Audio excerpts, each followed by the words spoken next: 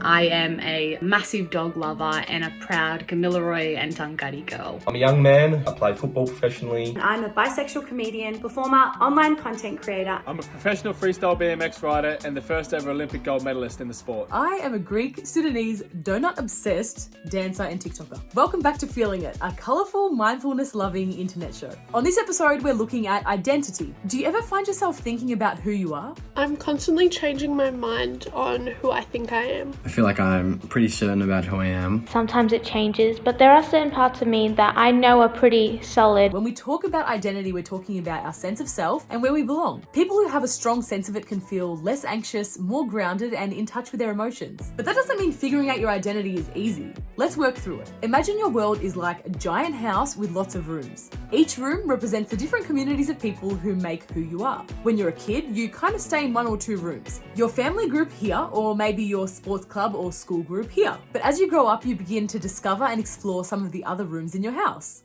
The rooms you like to spend time in most make up your identity. You might go out and spend more time with your cultural heritage or discover where you fit within the LGBTIQ+ community. Exploring all these rooms will help you realize all the communities you can belong to, which together make up your identity. In my house, there would be a room full of Taylor Swift fans. Big band room. A room for my Indian culture and heritage. Gaming room. Dance, soccer, and neurodivergency. New rooms will open up for you over your entire life, which means our identities can shift and change. So you never need to feel boxed in by your identity. You may have spent last year hanging out in one room, but you may never need to go back there again. This is why it's important to respect that everyone's identity has the right to change. Your friend might come to you and say they don't identify in a certain way anymore, but have a new identity they'd like you to respect. This can be confusing and we might worry that our friend is changing. But if you can, try and imagine a new door opening inside their house. Maybe even get excited for them. When I was at school, my cultural identity made me feel like an outsider. I used to not be so open and accepting of myself being queer when I was younger and in high school. A few years ago when I met my now partner, I had to really reflect and look at my queerness in a different light. You might also find that some of your identities are in conflict with one another, which is totally okay. Try not to make assumptions about someone's identity. That's where stereotypes come from. I am a vegetarian and I still have a couple of pairs of real leather boots. The fact that I'm an AFL footballer and also the fact that I've always been a sweet tooth. Finally, you might also wish to keep some parts of your identity to yourself until you feel ready to share them, and that's totally okay.